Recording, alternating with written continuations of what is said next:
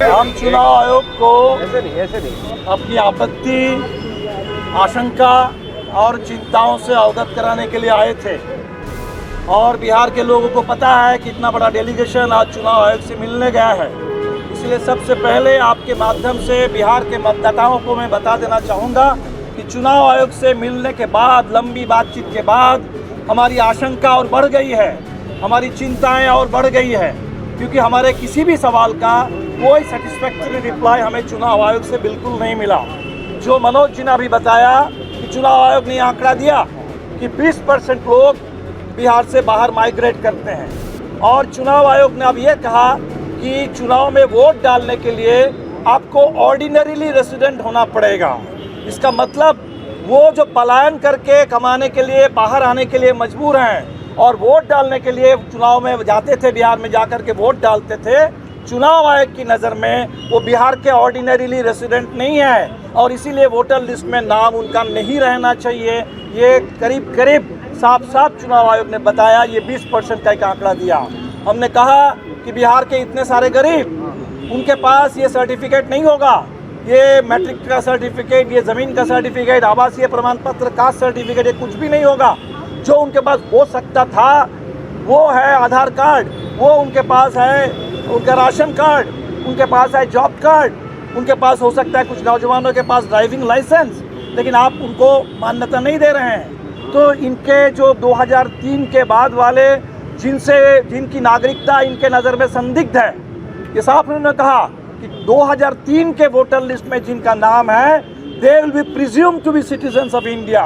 और 2003 के बाद जितने नाम चढ़ेंगे वो उनको नागरिकता साबित करनी पड़ेगी चुनाव आयोग को। जितने हमारे नौजवान मतदाता हैं आज के दौर में, छात्र नौजवान जो रोजगार को लेकर सड़क में आते हैं, सवाल उठाते हैं, जो अग्निवीर के खिलाफ प्रदर्शन करते हैं, रोजगार के सवाल पर, पलायन के खिलाफ, आज उनकी नागरिकता चुनाव आयोग के नज़र में संदिग्ध है और साबित करने की आवश्यकता है। और इसीलिए उन तमाम लोगों को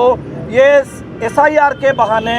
इसको एक सिटीजनशिप टेस्ट में धकेल दिया गया। हमने चुनाव आयोग से साफ साफ कहा कि भी आपके घोषणा से बिहार के लोगों को नोटबंदी याद आ गई और बिहार के लोग पॉपुलरली इस SIR को स्पेशल इंटेंसिव रिवीजन, बड़ा लंबा चौड़ा नाम है, उसका बहुत छोटा सा नाम लोगों ने दिया है, ये वोटबंदी है। ये वोटबंदी है बिहार के लोगों के लिए, गरीबों के लिए, खासतौर पर प्रवासी मजदूरों के लिए, उन तमाम लोगों के लिए जिनके पास वो कागजात नहीं होते हैं, जिन कागजात के आधार पर अब चुनाव आयोग एलिजिबिलिटी तय करना चाहता है। इसलिए हम आपसे कहने के लिए बाध्य हैं कि हमारी चिंताएं और बढ़ गई हैं। अब मोदी जी ने जैसे कहा था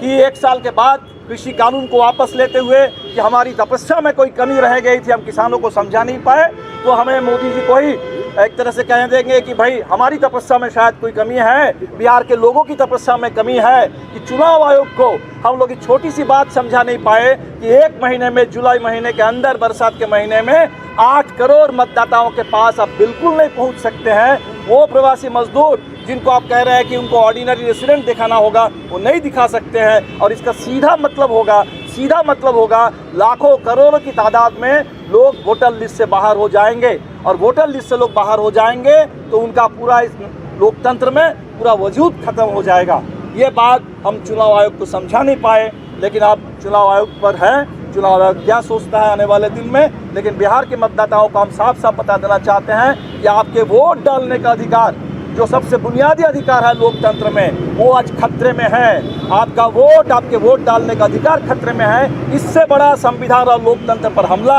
आज तक हमने न कभी सोचा था, न कभी हमने देखा है, जो आज हमारे सामने आ गया है। तो बिहार के लोग ज़रूर इस पर गौर करेंगे और बिहार ने जो कहा है कि हमें ये वोटबंदी मंजूर नहीं है और मताधिकार और लोकतंत्र की रक्षा हम हर कीमत पर करेंगे, तो बिल्कुल एक बड़े आंदोलन की ज़रूरत है। ये चुनाव आयोग से मिलने के बाद हमें और ज़्यादा इस मामले में भरोसा हो गया कि आंदोलन के बगैर ये बात आगे बढ़ेगी।